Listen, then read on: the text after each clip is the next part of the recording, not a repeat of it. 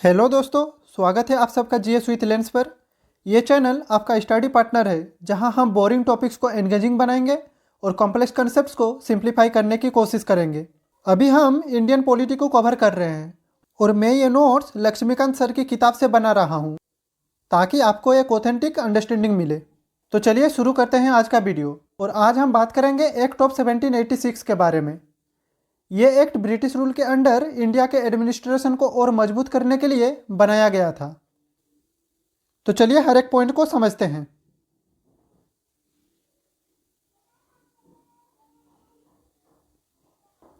तो ये एक्ट आया था 1786 में और इस एक्ट का पर्पस था to address governance and administrative issues in British India. तो ये एक्ट आया क्योंकि ब्रिटिश गवर्नमेंट को ईस्ट इंडिया कंपनी के एडमिनिस्ट्रेशन पर और कंट्रोल चाहिए था। ब्रिटिश सरकार चाह रही थी कि उनका इंडिया पर प्रभाव और ज़्यादा बढ़ जाए और इसी वजह से नए रूल्स बनाए गए। अब हम देखेंगे अपॉइंटमेंट ऑफ लॉर्ड कॉर्नवालिस।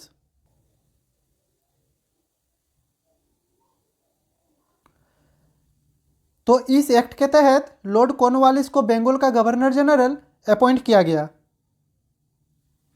लेकिन कॉर्नवालिस ने यह पद एक्सेप्ट करने के लिए पहले कुछ शर्तें रखी। तो चलिए अब जानते हैं उनकी ये शर्तों के बारे में।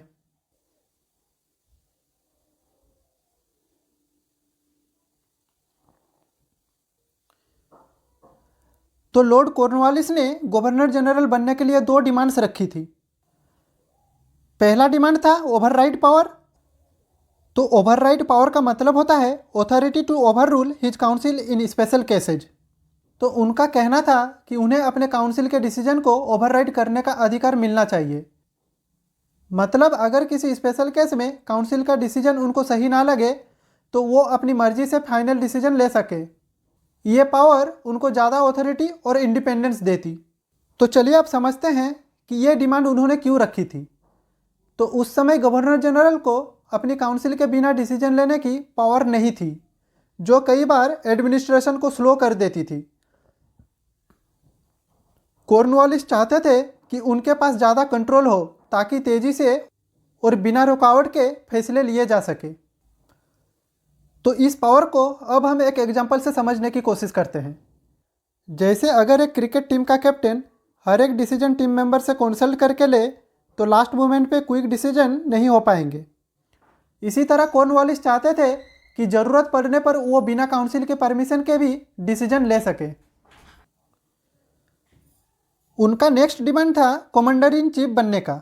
कॉर्नवालिस चाहते थे कि गवर्नर जनरल के साथ साथ वो इंडिया के कमांडर इन चीफ भी बने। इसका मतलब ये था कि मिलिट्री कंट्रोल भी उनके हाथ में होगा, जो कि उनके लिए एक बहुत बड़ा एडवांटेज था। जैसे एक बिजनेस का चीफ एग्जीक्यूटिव ऑफिसर यानी कि सीईओ अगर मार्केटिंग और फाइनेंस दोनों कंट्रोल करे तो कंपनी और एफिशिएंटली चलेगी। इसी तरह ब्रिटिश गवर्नमेंट चाह रही थी कि सिविल और मिलिट्री कंट्रोल एक ही इंसान के पास हो। अब हम डिस्कस करेंगे प्रोविजंस ऑफ दिस एक्ट।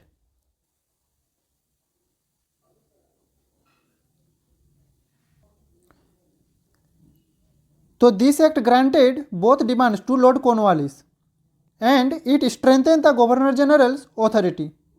तो ब्रिटिश गवर्नमेंट ने कॉर्नवालिस की दोनों शर्तें मानी और एक्ट ऑफ 1786 पास किया। इस एक्ट के तहत गवर्नर जनरल को काउंसिल के डिसीजन ओवरराइड करने का पावर मिला और गवर्नर जनरल को कमांडर इन चीफ का टाइटल भी मिला। तो इस वीडियो में हमने एक्ट ऑफ 1786 को डिटेल में देखा।